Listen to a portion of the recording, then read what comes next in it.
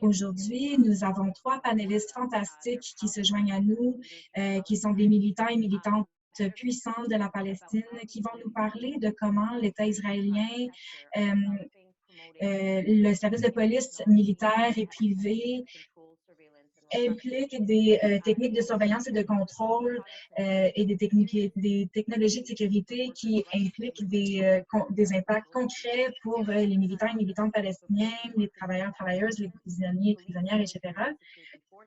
Les forces policières et militaires, incluant la police militaire et les forces sécuritaires au Canada et aux États-Unis, contribuent à cette répression en Palestine.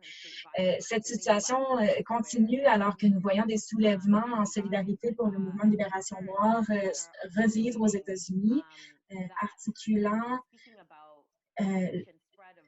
l'étendue de l'impact de la surveillance politique, particulièrement dans le contexte de la pandémie du COVID-19. Ce n'est pas une coïncidence que la Palestine ait émis d'immenses messages de solidarité pour la libération nord des États-Unis et aussi à travers la planète. La pandémie de COVID-19 a permis de nouvelles occasions pour l'expansion et la normalisation de la sécurisation et de la mise en marché de produits militaires et policiers, en même temps qu'on renforce le militarisme et la violence coloniale en territoire palestinien. Il est donc très important d'amplifier et de coordonner la résistance. Avant de vous présenter nos panélistes cet après-midi, j'aimerais que nous prenions seulement un moment pour nous rappeler le nom de Ahmed Akarat et Ian Alek. Ahmed avait 27 ans, c'est un homme de Palestine qui a été tué par les occupations militaires israéliennes lors du mariage de sa femme, de sa sœur. Ian Halak avait 22 ans, était atteint d'autisme, a été tué par balle. Leur assassinat a causé des soulèvements partout sur la planète. Depuis 2020, 22 politiciens et politiciennes palestiniennes ont été assassinés dans l'exercice de leurs fonctions et l'intensification de cette violence se coordonne avec l'expansion de l'occupation terrestre de l'État israélien. Nos présentateurs et présentatrices aujourd'hui parleront pendant 15 minutes chacun et chacune, et suite à quoi nous aurons une séance de questions et réponses. Pour ceux et celles qui nous écoutent, nous vous invitons à écrire vos questions dans la boîte de clavardage afin que nous puissions les compiler au moment de la séance de questions. Sans plus attendre, je vous présente maintenant nos présentateurs et présentatrices. Notre première présentatrice aujourd'hui, c'est Ria Assama, qui est la coordinatrice de recherche au Centre Qui en profite. Notre deuxième présentatrice est Sarah Francis, qui est directrice générale de l'Association d'appui aux prisonniers et prisonnières de droits humains à Damir. Et ensuite, Yafa Jalal, qui est avocate du travail palestinienne et militante du mouvement BDS et fille de Khalida Jalal, qui est membre élu du Conseil législatif de la Palestine, présentement détenue politique en Israël. Donc, merci de se joindre à nous. Nous avons vraiment hâte d'entendre vos perspectives et vos réflexions sur ces sujets. Et sans plus attendre, je vous présente Ria.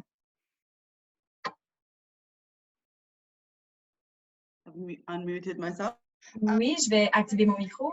Merci de votre présentation et de votre invitation. Je suis heureuse d'être ici. J'espère que tout le monde va bien, est en bonne santé. Je vais vous parler un petit peu du secteur technologique israélien, comment il a été impliqué dans la réponse à la crise de COVID-19, mais aussi comment la crise de COVID-19 a été instrumentalisée par le secteur technologique israélien et le secteur militaire israélien en tant qu'occasion d'étendre leur tactique. Donc, je vais essayer de résumer un peu tous ces éléments avant de continuer la conversation dans la séance de questions.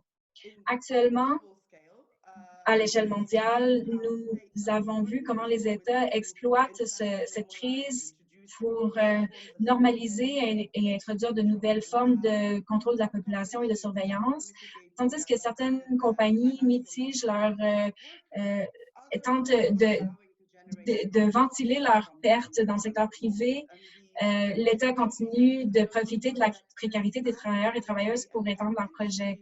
Donc, autant au niveau de l'industrie militaire que technologique, ça ne fait aucune exemption. Par exemple, l'obtention de permis de déplacement et de travail qui limite l'entrée et la sortie des Palestiniens et Palestiniennes pour aller travailler en Israël.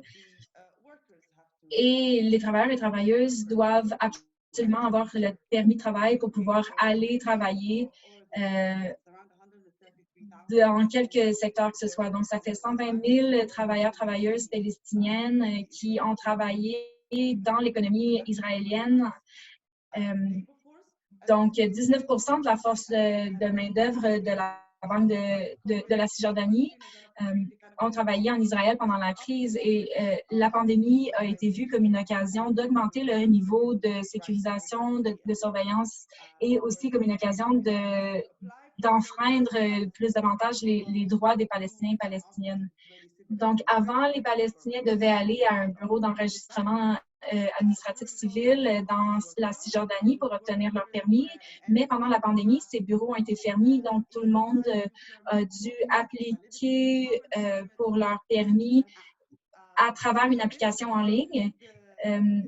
Mais pour compléter l'installation de cette application, l'individu devait donner aux militaires israéliens l'accès à leur téléphone et toutes les données qui étaient transmises à travers ce téléphone. Donc, ça voulait dire de leur donner accès à la caméra et à l'occasion d'enregistrer leurs faits et gestes. Et en fait, l'armée israélienne a l'occasion d'utiliser ces données comme il lui semble bon. Donc, c'est un micro-portrait d'un enjeu qui nous préoccupe en ce moment, mais d'une autre perspective, dès le début de la pandémie, l'Israël s'est démarqué comme leader technologique de la réponse sanitaire et cette réponse technologique est principalement menée par des entreprises militaires et l'entièreté de l'infrastructure militaire israélienne a été mobilisée pour répondre à la demande de gestion de la crise. Donc, on a vu des organismes militaires être impliqués dans la production de biens sanitaires, par exemple. Des Shin Bet, qui est la sécurité interne, le service de sécurité interne, a utilisé les outils technologiques auxquels ils avaient déjà accès pour la gestion du traçage des patients de COVID-19. Donc, pendant que tout le monde parlait de développer ce type de technologie, l'Israël avait déjà ça sous la main et l'utilisait déjà pour surveiller la population palestinienne de tous les deux côtés de la ligne verte. Donc, en ramenant cette technologie, on appelle ça l'outil, entre guillemets, ce qui veut principalement dire une immense banque de données, de collecte de données. Donc, le Mossad est très heureux de pouvoir exploiter ce type de technologie et de familiariser son utilisation dans la population. Mais pour faire la promotion des entreprises israéliennes, et de leur accessibilité. Donc, par exemple, en ce moment, ces compagnies israéliennes qui perpétuent une violation des droits humains sur l'échelle planétaire, ils continuent de développer des bases technologiques autour de ces outils pour les étendre leur utilisation à travers la planète, en fait. Donc, les centres de production et d'élaboration des produits militaires israéliens ont été mis en charge de la réponse technologique, ce qui a créé un cadre d'analyse qui ramène les plus grandes entreprises militaires israéliennes, que ce soit les forces de l'ordre, etc., avec les compagnies technologiques afin qu'ils co-développent des projets ensemble. Ça, c'est une façon pour les entreprises militaires israéliennes de diversifier leur offre de services, mais aussi de se positionner comme bons samaritains. Donc, non seulement on produit des armes de destruction massive, mais on amène aussi des outils qui peuvent sauvegarder la vie des gens. Donc, le gouvernement israélien et les autorités économique israélienne, on dit qu'il y avait deux types d'industries qui amenaient beaucoup d'argent. Les industries qui produisent des outils de mort et des outils de survie, de sanitaire. Donc, en ce moment, l'industrie militaire israélienne se spécialise dans les deux types d'outils. Donc, la force armée aérienne s'est basée sur une optique de raid qui a été utilisée avec des techniques de drones, par exemple, et d'autres produits qu'ils produisent. Et cette vision est aussi d'augmenter la production de caméras thermiques. Donc, ça, c'est un niveau dans lequel la diversification de l'industrie militaire se déploie. Et dans un autre niveau, les compagnies militaires et technologiques veulent générer des profits à partir de leurs sources plus traditionnelles de revenus.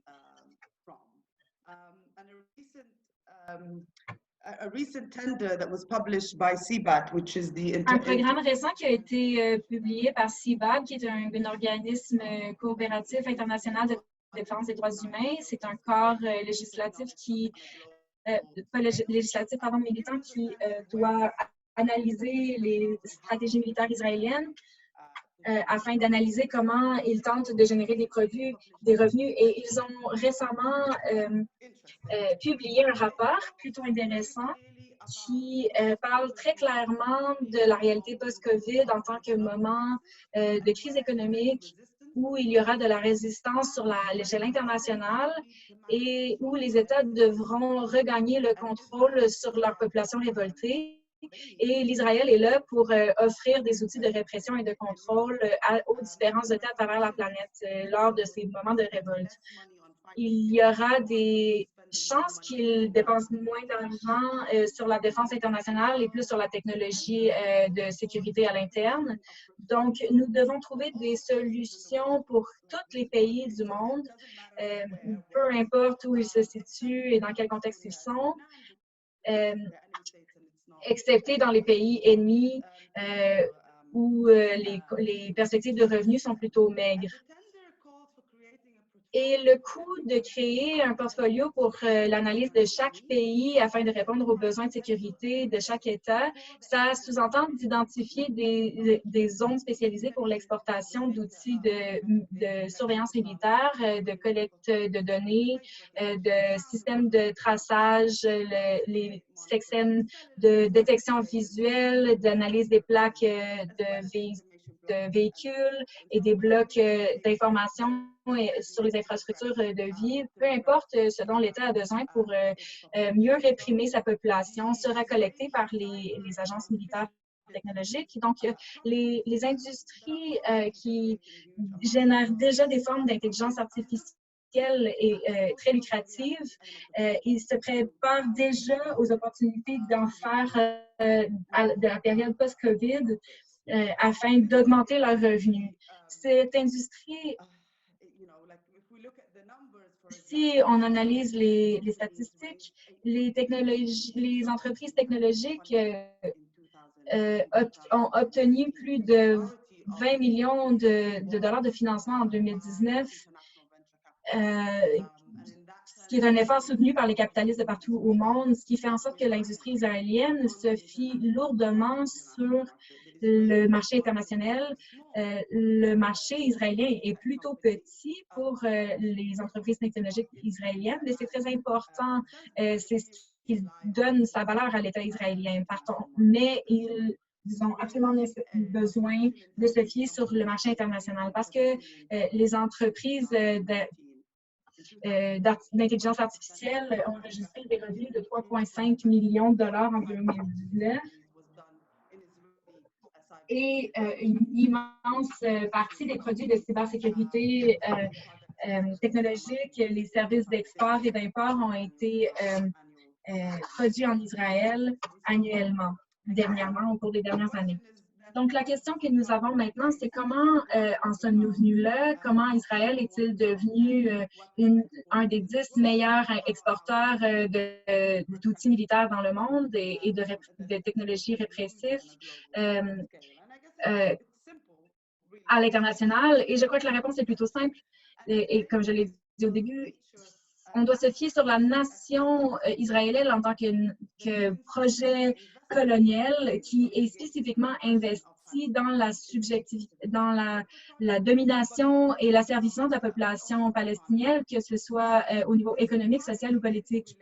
Et cette relation-là est très rapprochée entre l'armée israélienne et la nature de l'État israélien. C'est ce qui fait cette industrie un secteur aussi rentable. Et c'est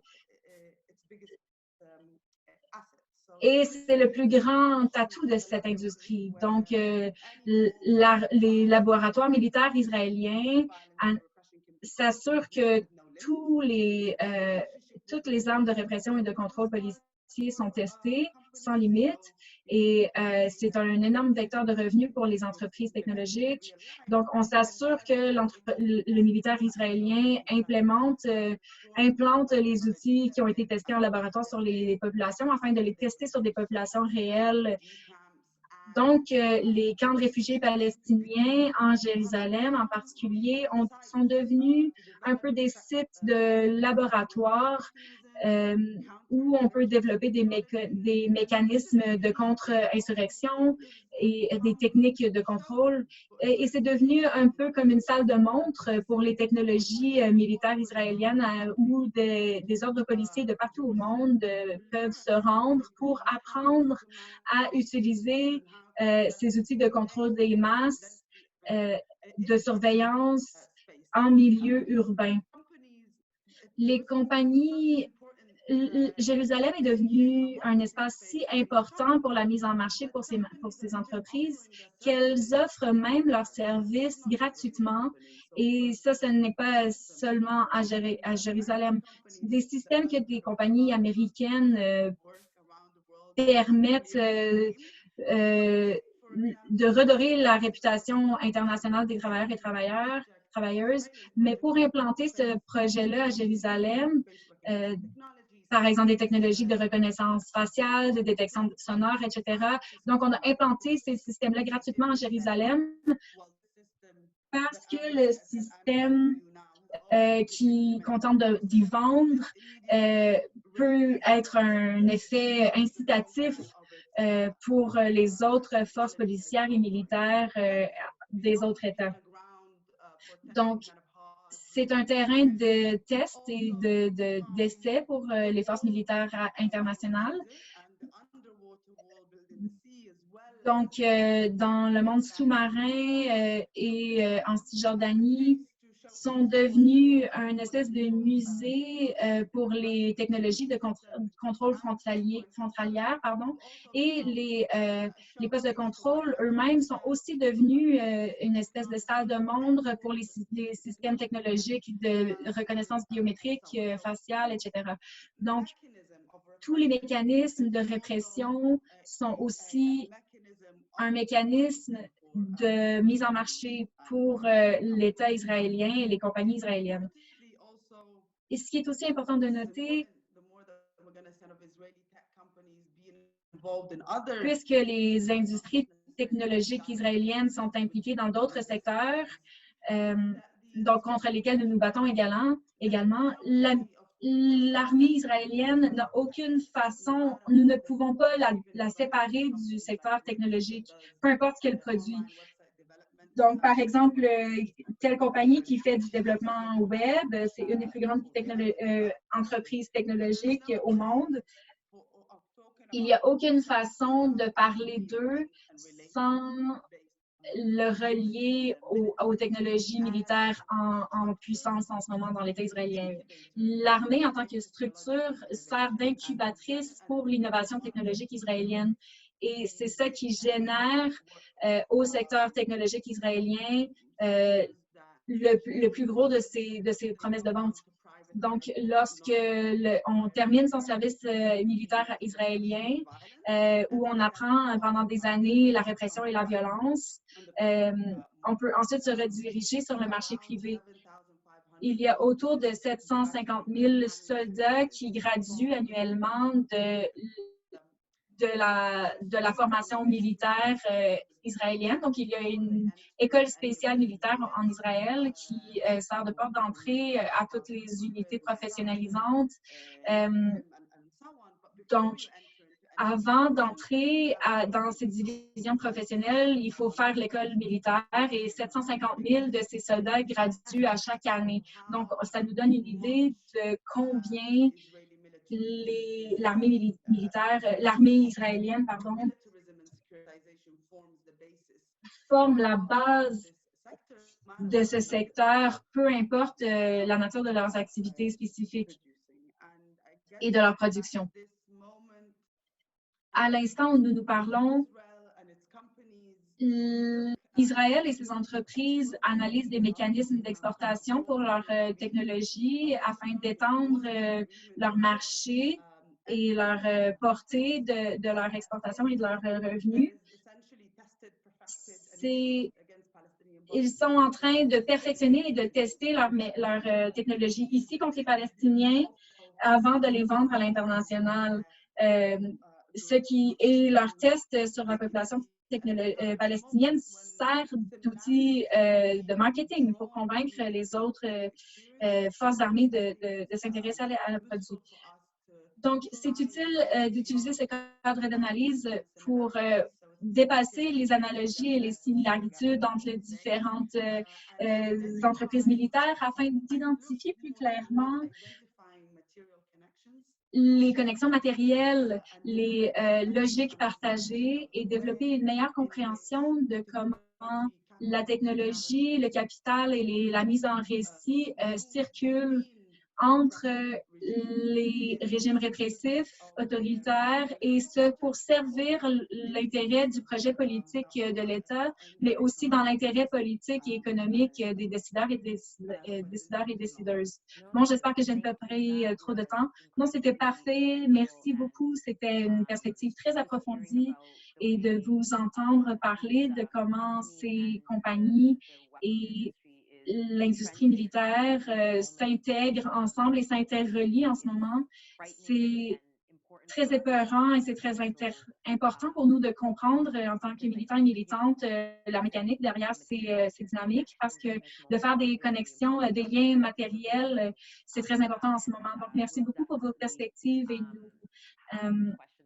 nous aurons clairement des questions pour vous dans la séance de questions plus tard. Merci, Ria. Ensuite, Sahar, si vous voulez commencer. Merci de vous joindre à nous. Merci beaucoup. C'est très, très important comme sujet. C'est très intéressant aussi. Merci, Ria, pour cette présentation fantastique, puisque je crois qu'il est très, très important de souligner que la technologie israélienne qui a été utilisée et dont on a fait l'expérience contre la population palestinienne dans différents niveaux de la vie pendant des dizaines et des dizaines d'années. Ce n'est pas un phénomène récent avec le COVID-19, n'est-ce pas? Si on prend la vie des prisonniers politiques, c'est un exemple très puissant de comment l'Israël développe des techniques de torture depuis plus de 15 ans et ils ont enseigné à d'autres ordres policiers, particulièrement aux États-Unis, comment utiliser ces méthodes de torture sans laisser des traces sur le corps ou en s'échappant des preuves par après. Donc, comment faire le lien entre la torture physique et la torture psychologique avec l'abus des droits palestiniens sous la prétention que c'est fait pour le bien de la sécurité, de la lutte contre le terrorisme et tout ce paradigme qui a été développé suite au 11 septembre 2001 au contexte américain pour s'appliquer ensuite à la logique internationale à la défense de la soi-disant lutte contre le terrorisme à l'international.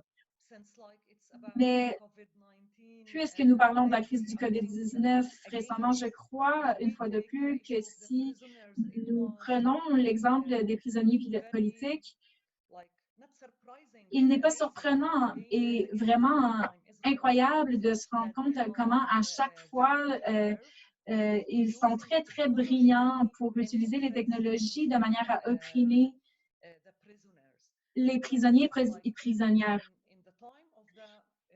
En temps de COVID-19, il y a eu des rapports différents, incluant le Haut Commissariat des droits humains, qui demandait non seulement à Israël spécifiquement, mais à tous les États du monde à relâcher les prisonniers et prisonnières puisqu'ils et elles seraient très vulnérables en tant que groupe social devant le risque d'infection massif de COVID-19 dans les prisons.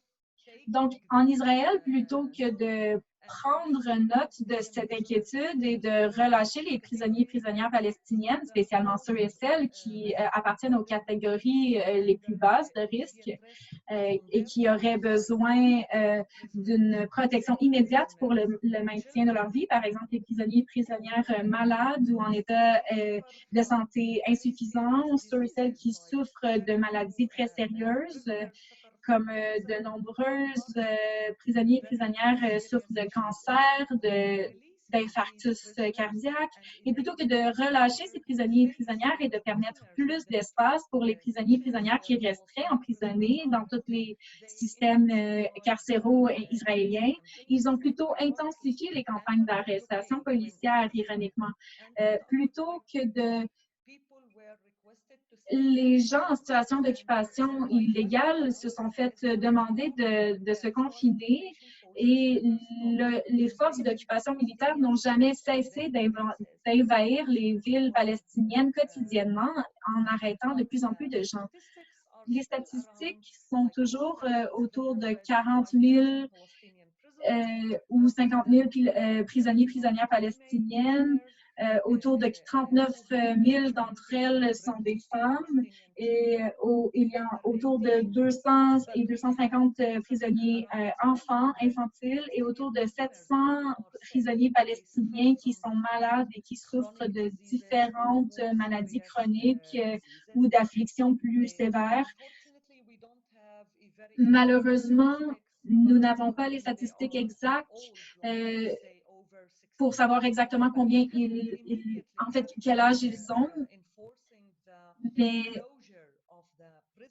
après le renforcement de l'enfermement carcéral, l'État israélien s'est mis à lutter contre la pandémie et a déclaré la situation d'urgence sanitaire, spécialement pour le COVID-19 parce que tout l'État est sous situation d'urgence depuis 1948. En fait, ce qui veut dire qu'ils peuvent réguler les lois et les circonstances considérées comme urgentes. Et dans cette situation exceptionnelle, ils ont permis à la tête du système carcéral de fermer complètement toutes les prisons, ce qui veut dire qu'ils ont immédiatement annulé toutes les visites familiales, toutes les visites d'avocats et avocates. Et ils ont totalement déconnecté les prisonniers palestiniens et palestiniennes de leur famille. Et moi, j'aimerais souligner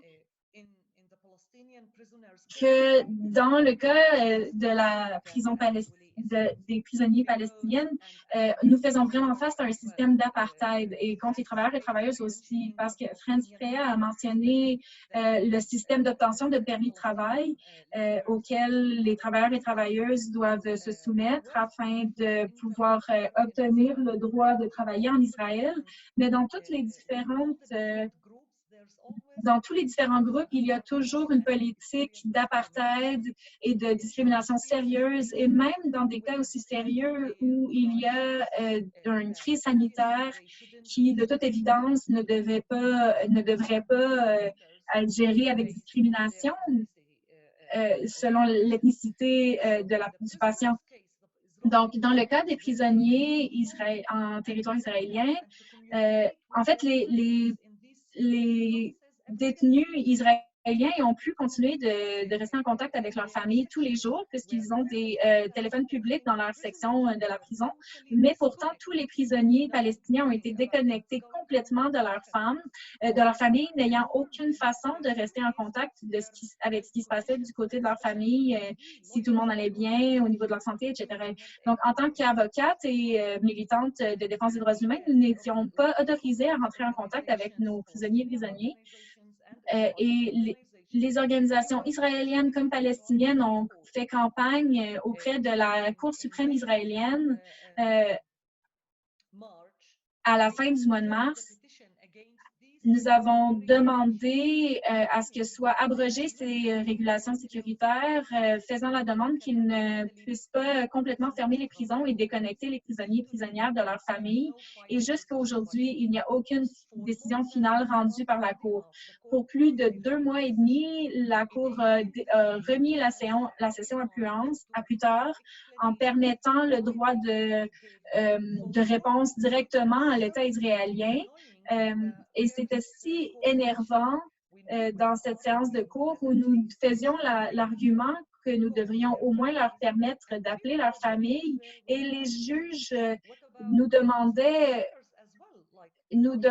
oui, et les appels à leurs avocats, qu'en est-il? Comment pouvons-nous arrêter quelqu'un, les poursuivre et continuer les procédures légales dans les cours militaires et vous vous attendez à leur faire un procès sans leur permettre de conseil légal. Et ce que la juge de l'État disait, c'est on ne peut pas contrôler les appels avec les avocats. Et moi, j'ai été complètement en choc. Et je veux dire, ça, c'est un avocat qui représentait l'État. Et lorsqu'il en vient à la question des prisonniers palestiniens, ils ne pensent absolument pas à l'intimité et à l'éthique de représentation légale qu'une représentation juste exige entre le secret légal entre un avocat et son client et la cour. Donc, comment pouvez-vous admettre qu'on ne permette pas de téléphone entre un prisonnier palestinien et son avocat, puisqu'on pourrait entendre chaque mot de cet échange téléphonique? Mais la Cour a refusé de rendre une décision claire sur le sujet. Et plus tard, quand on a permis aux prisonniers de faire des appels téléphoniques,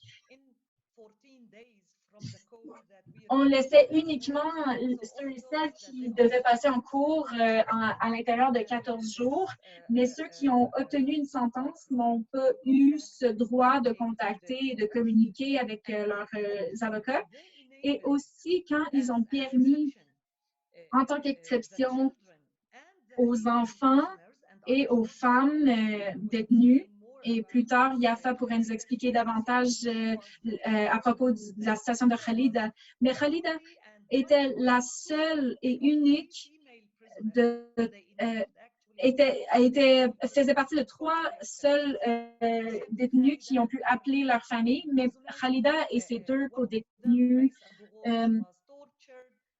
l'une d'entre elles a été torturée sérieusement pendant l'été 2019 et elle a fait une plainte à propos de cette torture. Et nous avions besoin de défendre l'argument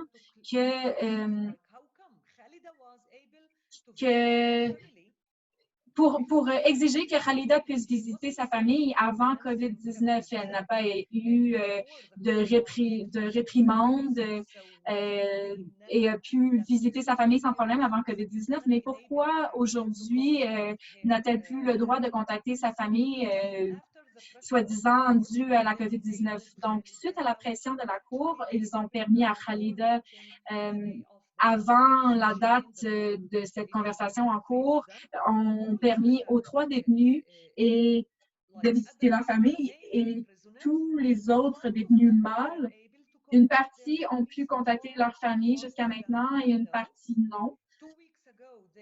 Il y a 2 semaines, ils ont réactivé les visites familiales pour les citoyens palestiniens et de Jérusalem, pour les Palestiniens de la Cisjordanie aussi. Avec toutes les limitations, ils ont aussi permis la visite d'avocats. Nous pouvons visiter un ou une détenue par visite et seulement pour 1 heure. Donc, nous ne pouvons pas faire la demande de voir 2 ou 3 ou 5 prisonniers. Et donc, imaginez donc combien ça va nous prendre de temps avant de voir nos 500 détenus en cours en prison. Et en plus, ils ont pris avantage de la situation de COVID-19.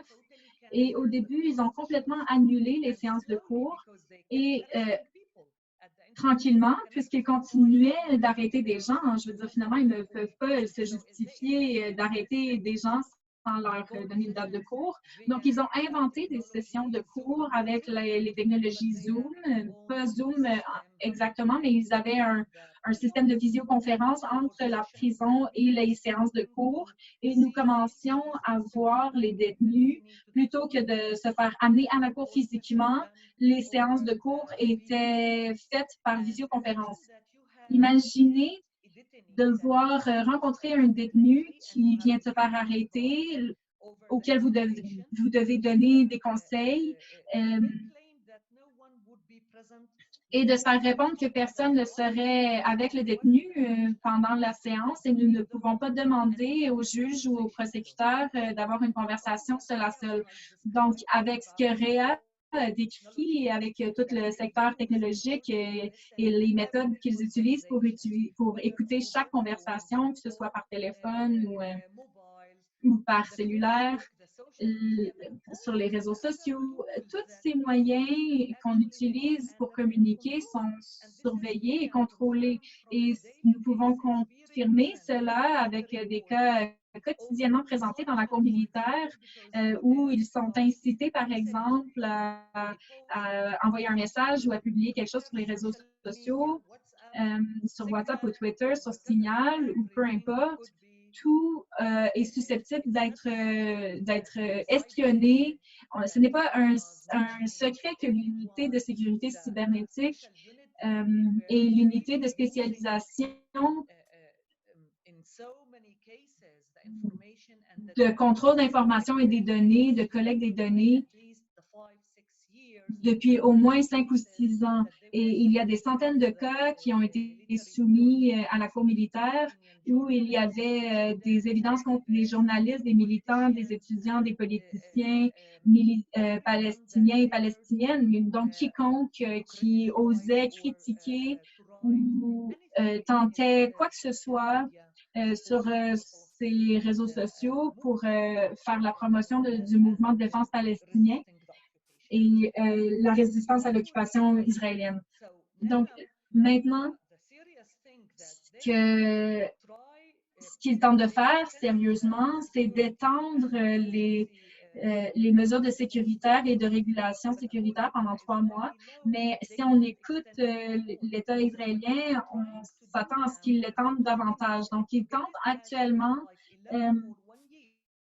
d'obtenir ces droits pour 1 an dans le but de les maintenir en place avec ces procédures qui permettent de ne plus amener les prisonniers directement en cour et de faire des séances à la cour sur visioconférence. Et ils ont aussi le risque de fermer les prisons complètement à chaque fois qu'ils ont une question supposément médicale de contrôler l'étendue d'un virus, par exemple.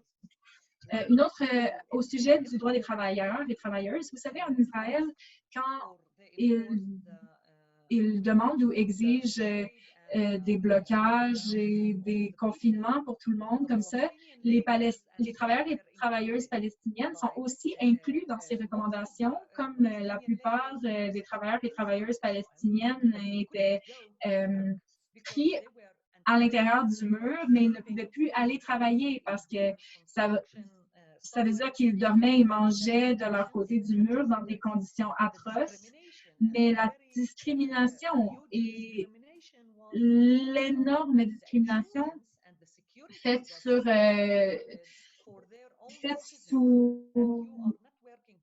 excuse d'assurance qui empêchait les Palestiniens de s'enregistrer pour avoir droit à une compensation financière de l'État.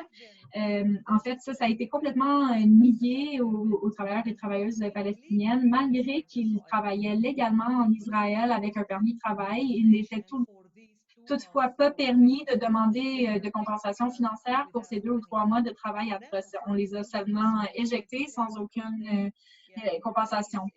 Donc, puisque la demande augmente et que les cas de COVID augmentent autant en Israël qu'en Palestine, l'État israélien a demandé à tous les travailleurs palestiniens qui voulaient continuer de travailler en Israël de ne plus quitter l'Israël pour au moins 3 semaines. Donc, ça veut dire de rester 3 semaines en Israël et si il quitte, il ne pourra plus revenir travailler, il perdra son permis de travail. Donc, ils utilisent toutes ces techniques de manière, oui, je terminerai bientôt. Donc, je veux dire que les cas des prisonniers et prisonnières est très représentatif de comment ces technologies qui sont normalement utilisées de manière à renforcer la répression et de contrôler les masses. Et l'idée principale, c'est comment contrôler les populations. Et ça, c'est largement utilisé dans le contexte palestinien et tous les villageois qui font des manifestations hebdomadaires et qui se rendent au point de contrôle. Pouvez-vous imaginer le système de point de contrôle combien de données ils peuvent collecter, combien de systèmes biométriques doivent être élaborés à travers toutes ces années d'implantation des points de points de contrôle dans tous les territoires palestiniens afin d'utiliser ces données plus tard. Donc, je crois que c'est très important de souligner l'urgence de militer et de s'associer avec le mouvement BDS, avec l'appel de désinvestir et de boycotter toutes les entreprises et les partenaires internationaux qui profitent de cette occupation et de cette politique d'occupation illégale des territoires palestiniens. Merci. Merci, Zahar, pour cette analyse très profonde de ce qui se passe actuellement, spécialement maintenant que l'État israélien utilise la crise du COVID-19 pour implanter davantage de techniques de surveillance, mais aussi le système carcéral de manière à enlever les droits des gens palestiniens et palestiniennes. Nous voulons bien sûr entendre parler davantage de la situation de travail, des conditions de travail en Palestine, donc je retournerai à ce sujet dans quelques instants.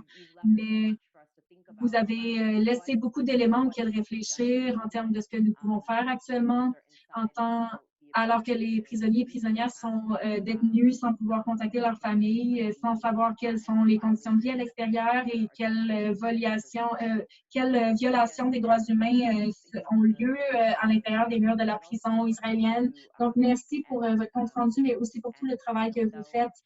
Et sans plus attendre, je laisserai le micro à Yafa qui nous parlera peut-être de la situation de sa mère qui est actuellement détenue. Merci Sahar et merci Ria et merci Labour for Palestine de m'inviter et merci tout le monde d'être ici avec nous aujourd'hui.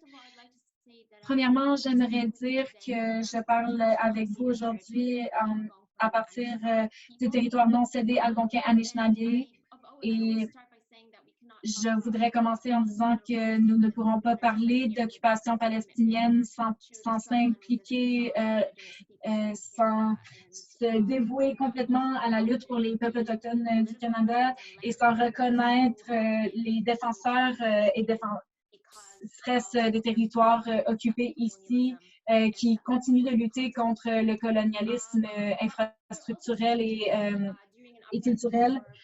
Nous parlons aussi à un moment de révolte massive du mouvement Black Lives Matter aux États-Unis afin de lutter contre le racisme anti-noir, la brutalité policière américaine, la criminalisation systématique, l'incarcération de masse, l'assassinat systématique des vies noires. En tant que Palestinienne et aussi en tant que militante pour les droits des Palestiniens, nous devons nous tenir en solidarité avec la lutte pour la libération noire américaine et réfléchir à comment faire preuve d'alliances stratégiques et concrètes avec eux et elles, alors que nous continuons d'expérimenter une réaction traumatique à ce qui se passe à nos frères et sœurs noirs et du monde.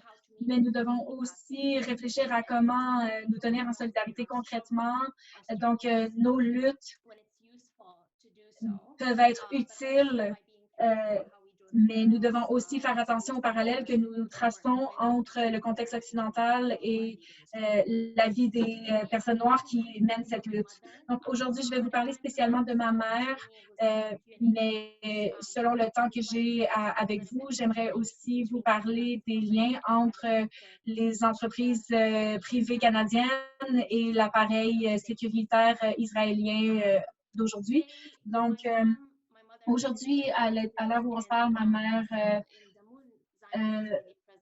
mère Khalila Jallar est dans une cellule de prison en Israël. Jusqu'à maintenant, elle n'a pas été, elle n'a pas reçu de charge légale, mais elle a été arrêtée et la cour, sa séance d'audience a été délayée. Donc, ça devait être en juin, ce qui a été aussi reporté au 13 juillet. Donc, ils changent leurs indications presque tous les jours. Aujourd'hui, elle fait face à des accusations avec 39 autres femmes détenues dans le centre de détention, qui inclut aussi 16 mères. Donc, encore une fois, les chiffres sont pas trop clairs, mais dans sa prison, il y a 12 détenus qui sont malades et plusieurs détenus qui sont détenus sans date de cours. Ma mère a été arrêtée pour une première fois à la marche internationale des femmes en Palestine en 1999 avec 4 de ses sœurs.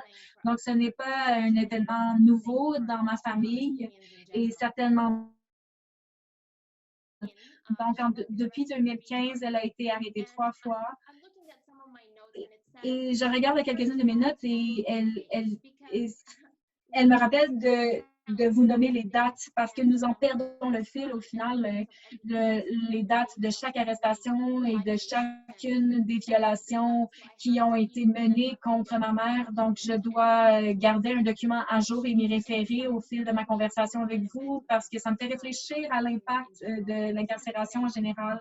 Et ça me fait penser à vous dire que l'incarcération des Palestiniens et Palestiniennes, ce n'est pas seulement un acte de confinement des libertés de l'individu qui se trouve en incarcération, mais c'est une politique israélienne systématique pour punir les familles de ceux et celles qui se retrouvent en incarcération. On peut dire que c'est une forme de torture psychologique qui s'étend à l'extérieur des murs de la prison, de garder les familles sous une condition de confinement, d'incertitude, de tension, sans avoir aucun élément pour savoir ce qui se passe, de continuer de devoir aller chercher permis après permis et de faire des longues heures de travail, d'humiliation, de voyages humiliants, et pour ensuite se faire dire qu'elle doit subir une fouille profonde, une interrogation minutieuse avant de même pouvoir parvenir à la salle où on sera séparé par une large fenêtre de vitre devant notre membre de la famille avec qui on parlera avec des téléphones dont certains ne marchent même pas comme il faut. Pendant que des soldats israéliens armés jusqu'aux dents se tiennent derrière nous, de chaque côté de la vitre. Donc, ça, c'est la surveillance systémique de chaque communication avec les prisonniers et prisonnières. Donc, il n'y a pas de façon d'avoir une conversation intime avec nos membres de famille incarcérés. Et parfois, ces visites, ça nous prend plus de 12 heures nous rendre jusqu'à la prison. Et ce n'est pas dû à la distance, c'est à cause d'une punition intentionnelle qui a été implantée par le système israélien afin de nous permettre de n'avoir accès aux visites avec notre famille. qu'au bout d'un processus humiliant, harcelant de fouilles et d'interrogations. Donc, il y a beaucoup de prisonniers dont les parents sont trop âgés et ne peuvent simplement pas se rendre pour visiter ces membres de famille incarcérés. Donc, dès qu'on a un problème de santé ou qu'on est moins en forme, on ne peut simplement pas faire le trajet.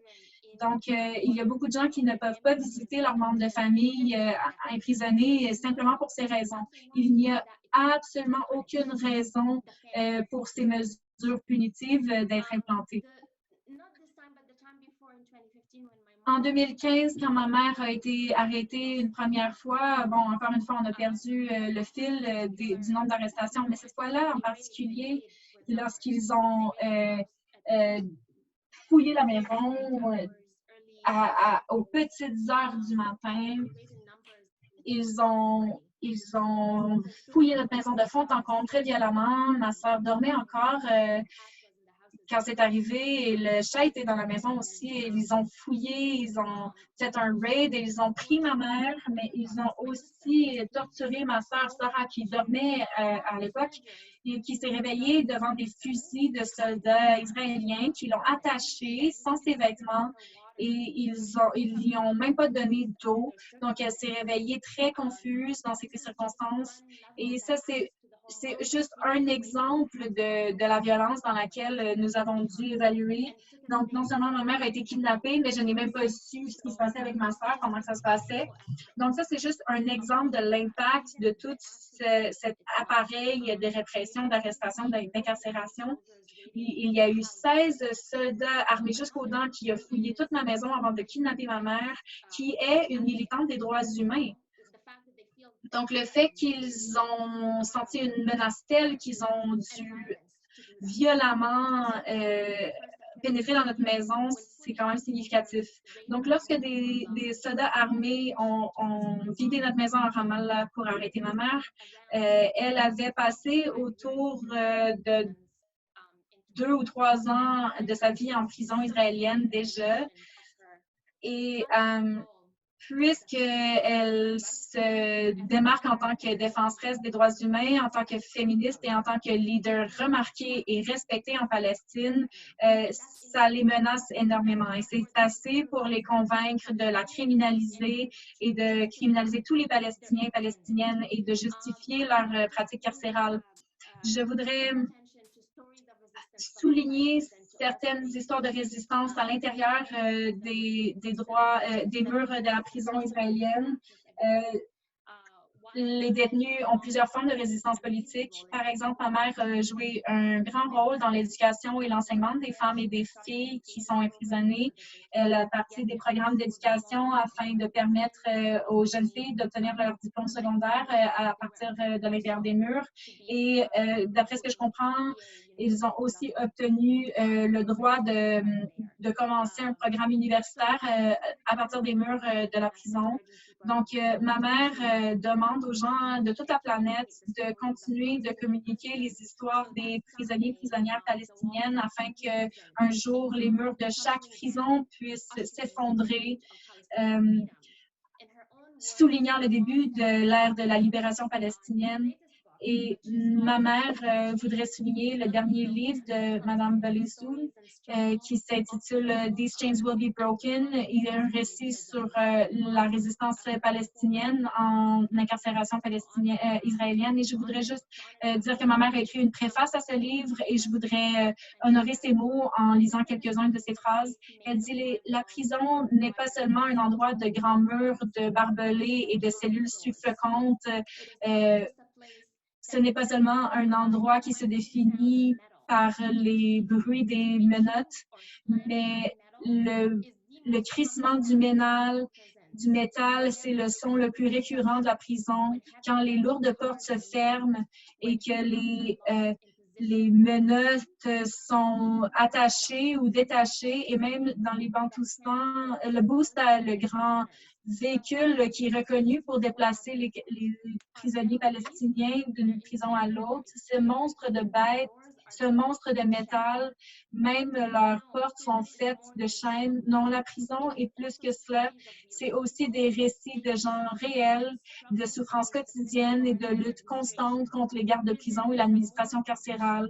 La prison, c'est une position morale qui doit être réinventée chaque jour et qui ne doit jamais être laissée derrière nous. La prison, ce sont des camarades, des frères et sœurs qui, alors que le temps file, devient des membres de notre famille. C'est un ennemi commun, une douleur commune et malgré tout aussi une douleur, une joie partagée. En prison, nous défions les gardes de sécurité ensemble avec la même volonté, la même détermination de le briser afin qu'ils ne puissent pas nous briser avant. La lutte est sans fin et se manifeste dans toutes les formes possibles, que ce soit d'un simple refus de manger notre repas qu'au geste de nous confiner dans nos propres cellules, qu'il y a des techniques de grève de la faim. Ce sont seulement quelques-uns des outils que les détenus palestiniens utilisent pour demander leurs droits les plus de base et pour préserver un petit peu de leur dignité. Cette prison explore, donne les infrastructures pour explorer ces possibilités de libération en utilisant les façons les plus créatives, que ce soit en préparant les repas, en réparant des vieux vêtements et en créant un terrain d'entente afin de mieux survivre ensemble. Donc, ce ne sont pas seulement des histoires de détenus. Pour les Palestiniens et Palestiniennes, la prison est un microcosme beaucoup plus large d'un peuple qui refuse d'être esclaves sur leur propre territoire et qui sont déterminés à recouvrir leur liberté avec la même vigueur et la même détermination portée par toutes les nations colonisées. La souffrance et les violations des droits humains dont font l'expérience les prisonniers palestiniens qui sont contraires aux lois internationales n'est seulement qu'une histoire, qu'un côté de la médaille. Les autres histoires ne peuvent seulement être comprises et racontées par ceux et celles qui ont vécu ces expériences terribles. Ici, vous pouvez imaginer comment c'est de perdre une mère aimante en étant confiné dans une petite cellule, comment gérer une jambe cassée, comment quitter sa famille pendant des années, de se faire renier son droit à l'éducation et de devoir vivre à la perte d'un camarade. Tous ces outils de torture psychologique et physique et d'isolation prolongée, on découvre aussi la puissance de la volonté humaine quand les hommes et les femmes décident de se battre pour regagner leurs droits et d'embrasser leur humanité. Ce sont des histoires d'hommes et de femmes qui ont collectivement décidé de ne jamais ployer, peu importe comment la pression et la souffrance pèsent sur leurs épaules. J'aimerais conclure en amenant cette philosophie de solidarité, de résilience et de résistance entre nous qui vivons ici et particulièrement avec ceux et celles qui font partie du mouvement pour les travailleurs et travailleuses. Je veux que nous nous souvenions que contester le pouvoir et d'être sur le bon côté de l'histoire et de démontrer une détermination incassable, c'est exactement comment on peut gagner notre lutte pour la dignité. Le lobbyisme raciste ne doit pas et ne devra pas nous faire peur. On doit continuer de se battre tout ensemble jusqu'à ce que tous les prisonniers politiques soient libérés, jusqu'à ce que l'apartheid israélien soit démantelé, jusqu'à ce que la Palestine soit libre. Nous avons l'outil le plus puissant pour le faire et ça, c'est le mouvement BDS. Nous devons nous impliquer, nous réapproprier ce mouvement. Nous ne pouvons pas attendre que les politiciens fassent ce travail pour nous. Nous devons nous impliquer concrètement et s'imposer afin de devenir un mouvement de masse. Il n'est plus suffisant de simplement condamner l'occupation. Ce n'est plus assez. L'Israël, clairement, n'a rien à faire de ces condamnations et nous avons marre de célébrer quelques mots qui ne démontre qu'une solidarité de base. Pour que nos syndicats n'organisent simplement que des voyages de tourisme militant sans parler de plans d'action concrets, ce n'est pas suffisant. Et plus important encore, pour que les syndicats organisent des voyages, ça veut aussi dire qu'on doit passer par les routes israéliennes, ce qui invisibilise notre tactique et nos pratiques communes. Et nous devons tenir l'Israël redevable. Merci beaucoup. Merci, Yafa. pour ton message puissant provenant des écrits de ta mère à partir de la prison et aussi pour ton appel au mouvement des travailleurs pour un geste de solidarité qui va au-delà des déclarations, mais qui aura un impact concret sur les politiques et sur nos actions concrètes de solidarité et de changement matériel. Donc, pour retourner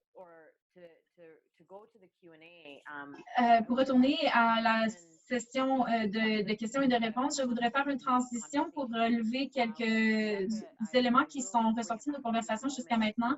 Yafa, je vais revenir vers toi dans quelques moments pour parler du secteur privé.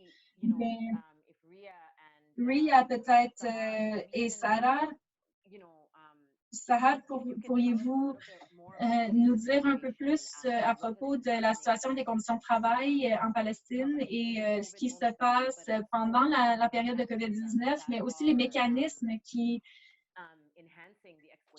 renforcent l'exploitation des travailleurs et travailleuses palestiniennes. Ce serait très utile d'avoir un peu plus d'informations sur ces sujets parce que beaucoup des gens qui sont ici participent aussi à des organisations syndicales. Donc, peut-être serait-il utile d'avoir plus de détails. Donc, c'est simplement une première question.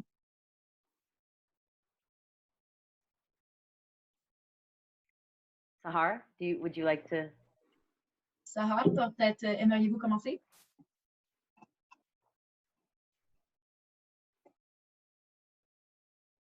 Sorry. Oui, pardon. Raya, je te laisserai toute la partie à propos de la condition des travailleurs et travailleuses et ses aspects plus pratiques, techniques, parce que l'organisation qui en profite suit de près ces cas. Sur l'aspect plus légal, je pourrais contribuer à propos des droits de ces travailleurs et travailleuses et comment ils sont traités légalement.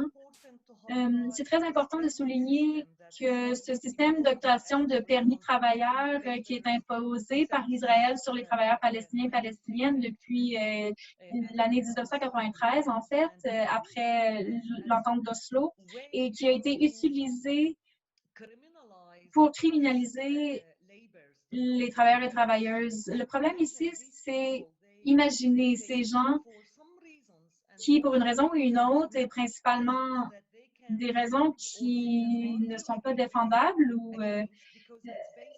ou contre lesquelles on ne peut arguer parce que c'est basé sur des informations confidentielles, ils n'auront pas l'obtention de permis de travail à partir de l'administration, donc ils seront forcés de s'introduire de force en Israël afin d'y travailler sans permis. Et s'ils sont capturés, ils seront emprisonnés et seront jugés en cour militaire israélienne. Je crois que l'Israël, c'est la seule instance étatique qui utilise une cour militaire contre les civils d'une telle façon et de façon aussi étendue.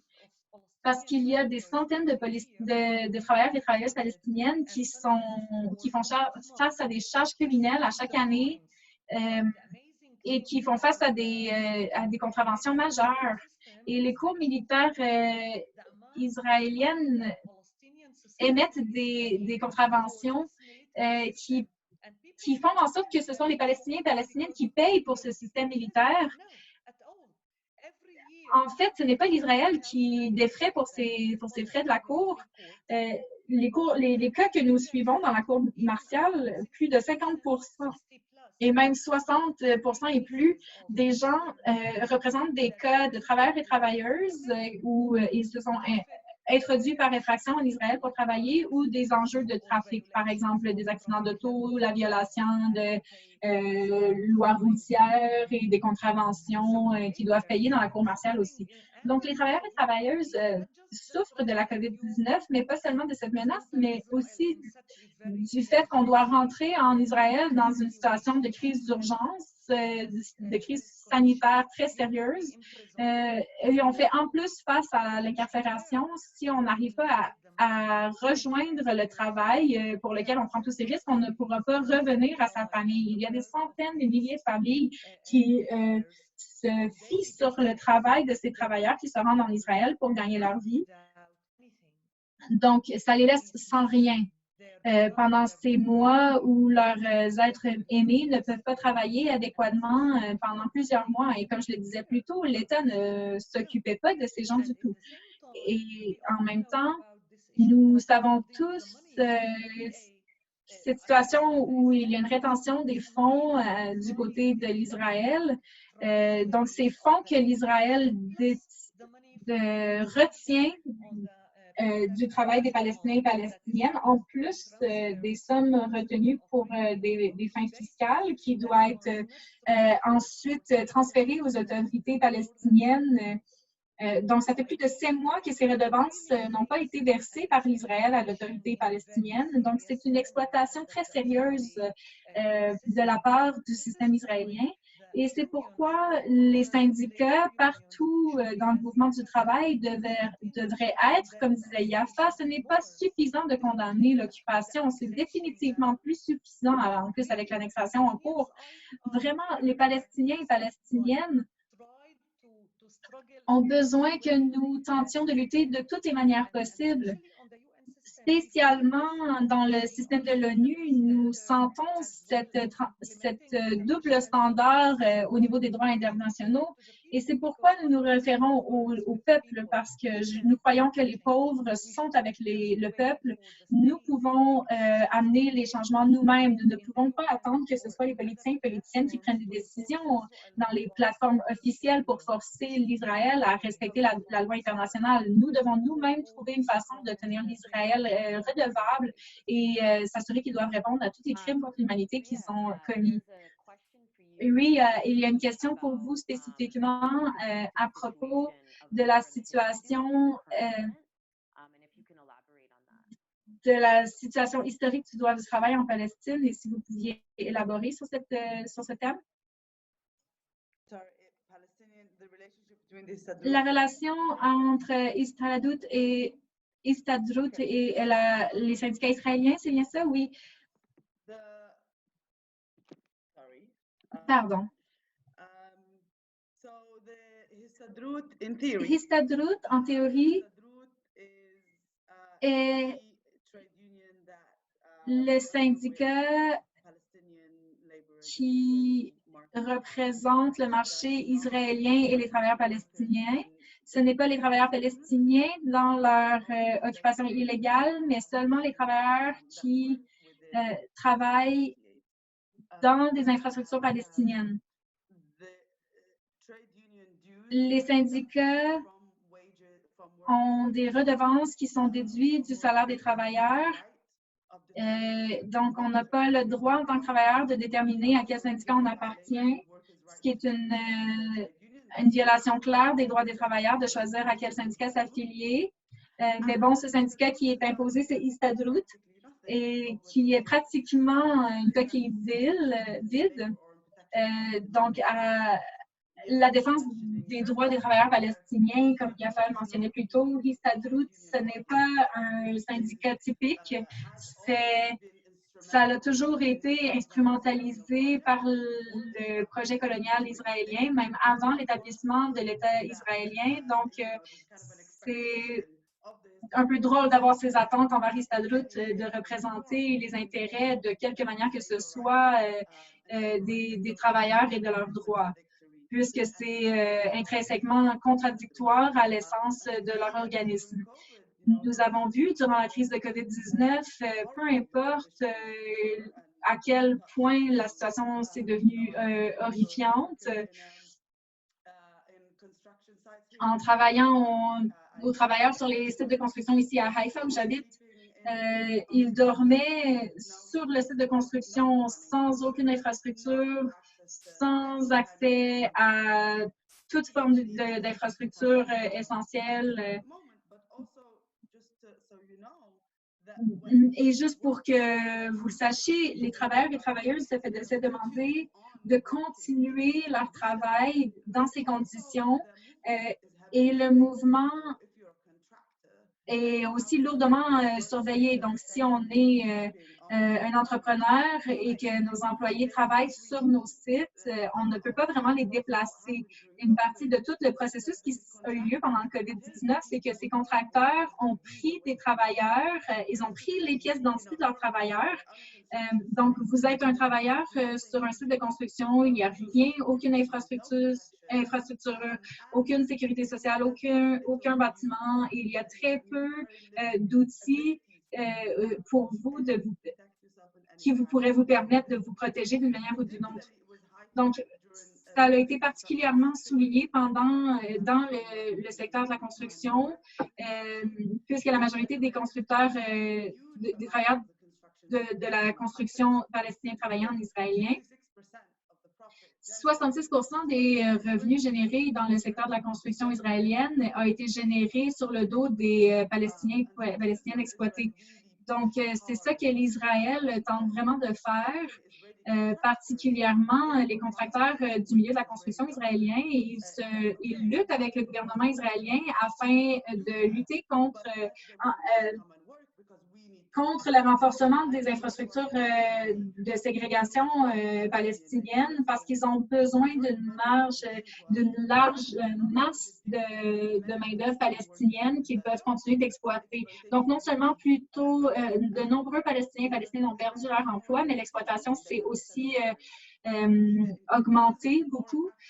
Donc, il n'y a eu aucune critique ou action concrète de diriger, autre que les syndicats qui ont, par exemple, fait des tentatives en cours et aussi quelques employeurs israéliens se sont rendus en cours en demandant à l'Israël de relâcher. Par exemple, l'Israël ne permet qu'une assurance très limitée aux travailleurs et travailleuses palestiniennes, mais ça ne couvre... il y a une déduction sommaire à partir de leur salaire qui doit ensuite être reversée à l'autorité palestinienne, mais au cours des années, ça s'est accumulé à plus de 500 millions de dollars israéliens qui dorment dans les fonds de l'État et qui est contrôlé par l'économie israélienne et qui n'est pas reversé à l'autorité palestinienne. Donc, il y a eu des demandes pour que ces fonds soient relâchés afin qu'ils soient remboursés aux travailleurs et travailleuses palestiniennes qui ont perdu leur emploi. Donc, ils ont profondément besoin de soutien parce que c'est pas comme si on pouvait trouver de l'emploi aussi facilement en Cisjordanie puisque les Palestiniens et Palestiniennes se rendent en Israël parce qu'il n'y a pas d'emploi chez eux. Alors, ils n'ont aucun soutien financier. Donc, cette réalité-là qui est créée et à travers aussi les mécanismes de l'accord d'Oslo, du protocole de Paris, qui laissent les voisins palestiniennes dans une situation de grande précarité avec pratiquement personne qui n'est là pour investir dans leurs droits et dans la protection de leurs droits et sécurité civile. Juste pour faire un petit peu de pouce sur ce que tu disais, il y a une question qui nous a été posée concernant est-ce que les travailleurs palestiniens qui travaillent en Israël, est-ce qu'ils sont obligés d'être syndiqués par Histadrut? Oui, bien sûr, on n'a pas le choix. Récemment, en juin 2019, il y a quelques cas qui ont été gagnés concernant d'autres syndicats qui représentaient des Palestiniens et Palestiniennes, mais la large majorité est toujours syndiquée à travers Histadrut. Merci. Yafa, pour parler un peu davantage du secteur privé, comme vous en parliez un peu tantôt, pourriez-vous élaborer là-dessus et y a-t-il des exemples spécifiques dont vous aimeriez nous parler? Oui, merci, Chanmi. J'ai aussi vu les questions dans la boîte de clavardage. Personnellement, honnêtement, ça a été une grande déception et je suis déçue. Toutes les campagnes et les mouvements sociaux du mouvement des travailleurs doivent venir de la base, bien sûr, comme nous le savons. Donc, en tant que membre de différents syndicats, et nous savons CUPE Ontario et d'autres syndicats ont passé des résolutions en soutien au BDS par le passé, aussi au niveau du boycott économique, etc. Mais je ne crois pas qu'il y a d'autres campagnes actives actuellement qui se concentrent sur le mouvement des travailleurs et travailleuses spécifiquement dans le cadre du BDS.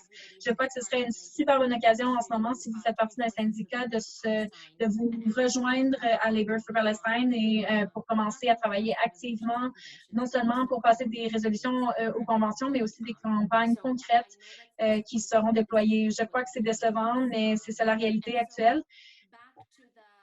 Pour revenir au lien entre le Canada et ses mesures sécuritaires et l'Israël, autant au niveau privé et public. Je crois que cette conversation est historique. Ce n'est pas un nouvel échange, ce n'est pas une nouvelle découverte. Il y a des ressources infinies qui existent, des rapports, des livres, etc., qui démontrent les liens. Par contre, ces liens ne sont pas toujours évidents. Donc, nous devrions probablement utiliser quelques-unes des recherches qui sont accessibles et les rediriger vers des points spécifiques. Mais ça me fait aussi penser à 2008 quand Afman Kohli et Kilib Barda ont publié leurs recherches sur cet enjeu et en abordant et en soulignant le fait que ce n'est pas transparent. C'est très difficile d'avoir toute cette information réellement. Donc, le cadre d'analyse institutionnelle canadien, c'est axé sur la coopération et de trouver ces détails, ça facilite les campagnes concrètes des mouvements syndicaux. Mais de savoir que ces liens existent concrètement, sont déjà identifiés dans plusieurs niveaux. Il y a beaucoup eu de privatisation. Donc, quand on voit au gouvernement, au site du gouvernement canadien, on ne voit rien parce qu'on n'a pas d'informations transparentes, parce que ces informations ont été privatisées, sont acheminées à d'autres canaux d'information. Et des fois, les recherches sont très mélangeantes, mais si on fait l'effort, c'est pas trop dur à trouver.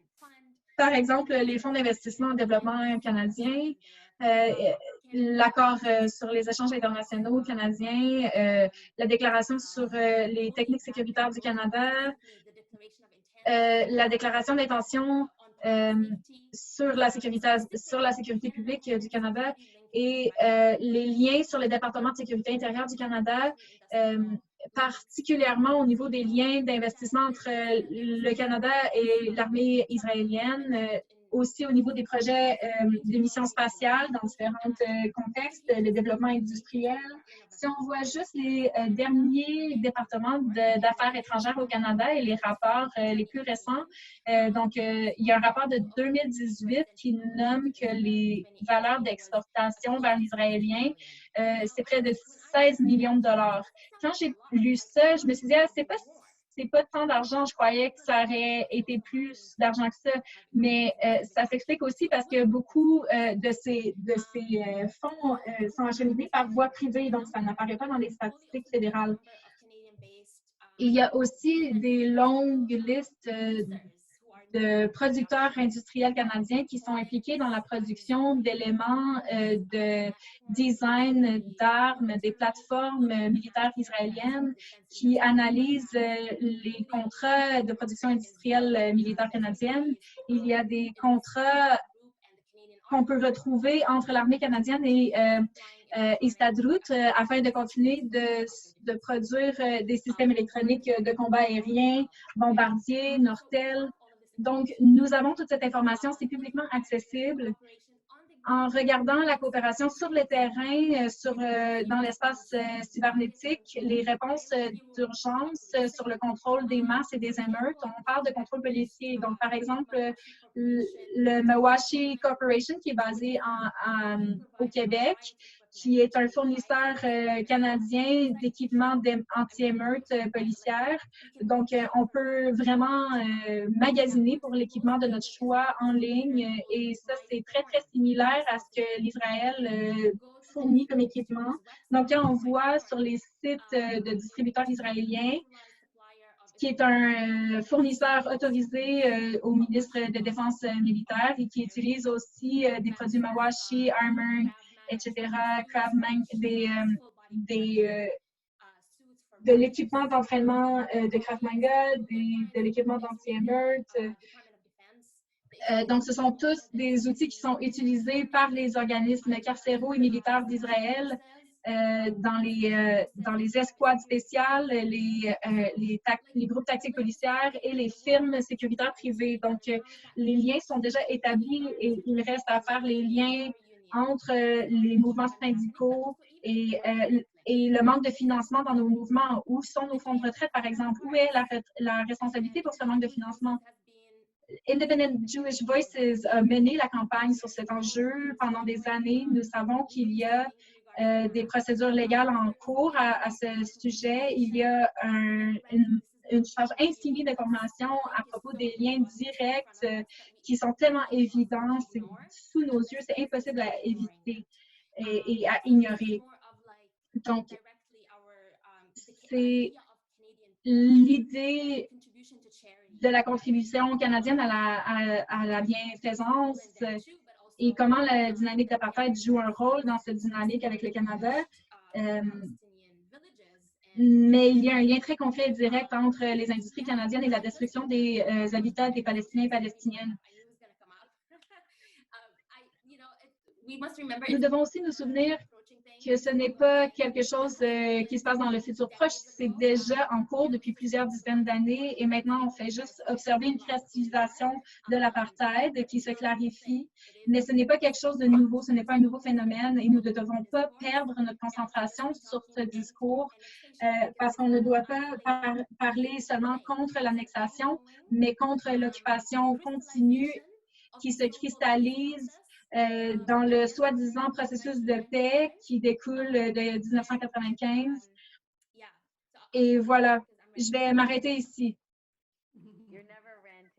Non, tu ne déblatères jamais. C'est très intéressant de t'écouter.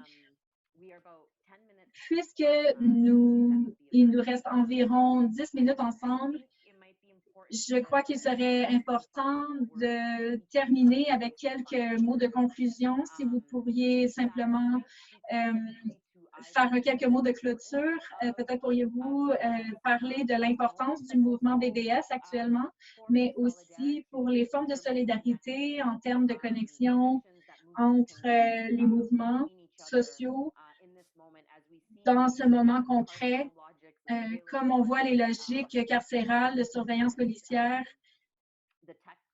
et la logique de renforcement des infrastructures technologiques de surveillance. Donc, peut-être, Sahar, pourriez-vous commencer? Ensuite, Yafa et Ria qui pourront terminer. Et puis, je ferai quelques remerciements et quelques notes informatives avant de conclure. Donc, Sahar, on vous écoute. Merci beaucoup. C'est très intéressant de vous entendre parler et j'ai beaucoup apprécié cette séance. Merci d'avoir participé. Je crois qu'il est très important de retenir ce que Yafa disait à propos des connexions entre les enjeux des prisonniers et des prisonnières, pas seulement pour les prisonniers politiques de la Palestine, mais spécifiquement en ce moment avec ce qui se passe aux États-Unis, avec les prisonniers politiques qui demandent leur libération et au cours de différents conflits à travers l'échelle planétaire. Et ça m'amène à parler de la campagne qu'on a commencée il y a quelques années, le mouvement BDS et le G4S campaign qui vise à bannir les compagnies qui sont impliquées dans le système carcéral israélien en leur fournissant de l'équipement sécuritaire. Et en fait, nous avons eu un grand succès dans cette campagne. Nous avons réussi à les éjecter du système carcéral. Bien sûr, ils n'ont pas quitté l'Israël complètement, mais ça démontre combien c'est important de faire ces liens et d'apprendre et de faire nos propres devoirs à propos de notre responsabilité et la responsabilité des corporations internationales, que ce soit sur les enjeux sécuritaires, de production d'armes, au niveau du libre-échange et tous ces enjeux, puisqu'elles sont interreliées, ils s'entre-soutiennent. Et nous devons aussi lutter et faire face à eux d'une façon coordonnée. C'est ce qui nous donne du pouvoir et c'est pourquoi je crois qu'il est très important à l'époque où nous sommes présentement de penser à ces liens et ces similarités afin de stratégiser ensemble pour réfléchir à comment nous allons faire face à ces différentes compagnies internationales qui investissent et bénéficient de la continuité de l'occupation israélienne.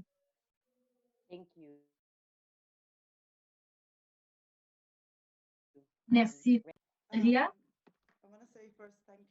Je vais d'abord remercier Ria, Yafa, Sarah et tout le monde qui a aidé à la coordination de ce webinaire.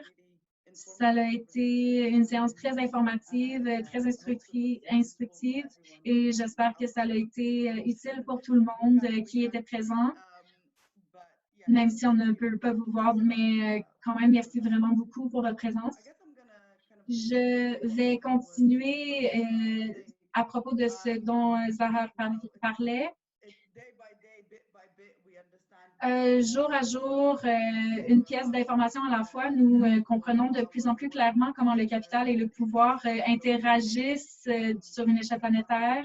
Des choses qui se passent dans une zone géographique n'est pas déconnectée de ce qui se passe ailleurs dans le monde.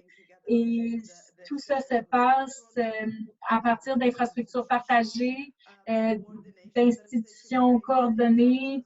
Il y a des structures d'oppression qui se coordonnent les uns avec les autres sur une échelle planétaire et je crois que nous devons nous améliorer à identifier comment les structures d'oppression travaillent en tandem, non seulement dans leurs résultats et manifestations locales, mais comment ils fonctionnent de manière systémique ensemble sur un plan très réel et de former des solidarités sur ces prémices.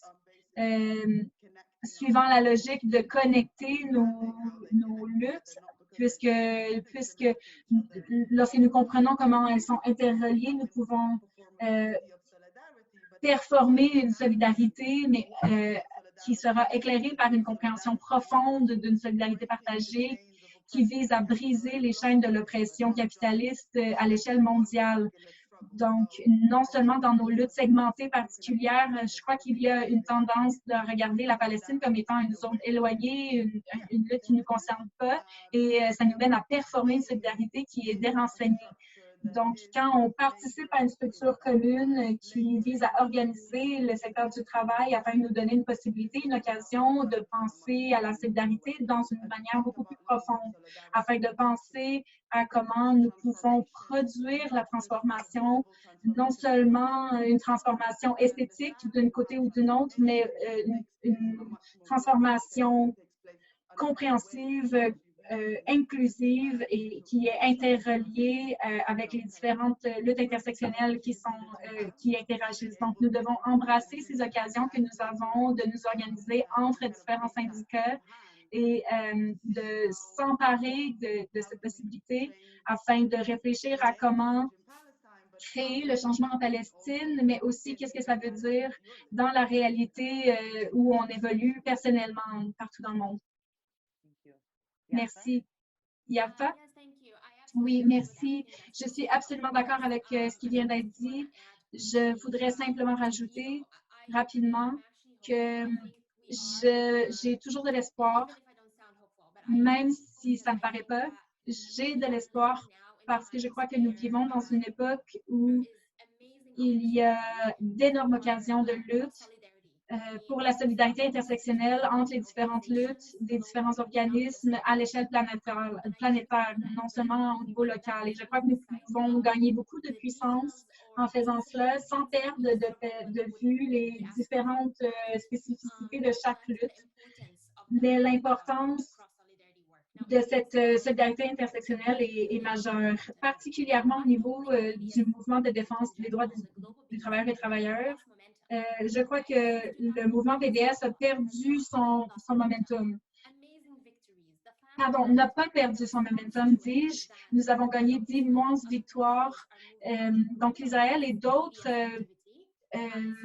pays tentent actuellement de criminaliser les actions de boycott et de désinvestissement des entreprises israéliennes. Donc, ça nous montre qu'on a vraiment touché une corde sensible. Ça veut dire qu'on doit continuer dans cette perspective. Peut-être devrions-nous faire un état des lieux de ce qui s'est passé récemment dans le mouvement de défense des droits du travail, et ces liens doivent être naturels, autant à l'interne que dans les contextes spécifiques de chaque personne dans son lieu local, et doit être relié avec les objectifs du mouvement du BDS. Donc, peut-être après cette rencontre-ci, peut-être que les participants et les participantes qui sont intéressés pourraient réfléchir à suivre les activités de suivi de Labour for Palestine afin de voir si des comités d'action doivent être formés afin de cristalliser une action commune pour l'avenir. Donc, je voudrais juste conclure en disant que ce régime d'apartheid ne commence pas avec l'annexation. C'est un processus continuel et ça n'arrêtera pas magiquement. Nous devons forcer le régime israélien à se soumettre à la loi internationale à travers le boycott des investissements et à travers l'imposition de mesures restrictives ciblées. Nous devons les tenir redevables de leurs actions et nous allons les forcer à le faire grâce au mouvement BDS. Donc, nous devons absolument aucune autre option et donc ce n'est pas un débat. Nous avons effectivement un momentum pour le faire. Merci beaucoup tout le monde. Merci. Merci, Ria, Zahar, Yafa. Merci énormément pour votre présentation informative, votre travail puissant que vous faites jour après jour et pour les réflexions que vous avez provoquées chez nous en termes de solidarité et d'action concrète. Et comme dirait Khalida Jalal, la lutte continue. Merci d'être avec nous. Merci de vos perspectives et de votre invitation à l'action. Je voudrais aussi remercier l'interprète de Coop Largo et je voudrais vous remercier avant de vous inviter à suivre Labour for Palestine sur Facebook et sur Internet.